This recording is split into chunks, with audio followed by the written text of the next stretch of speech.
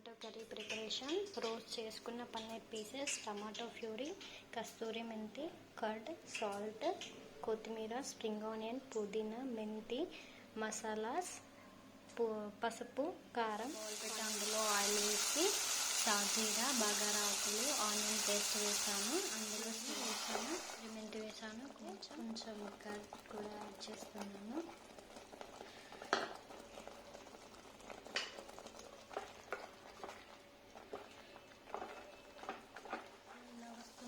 పన్నీర్ పీసెస్ని ఇందులో యాడ్ చేయాలి. పన్నీర్ ప్యూరీ రెడీ అయిపోయిందండి. దీన్ని ఇప్పుడు ఒక బౌల్లోకి తీసుకుందాం.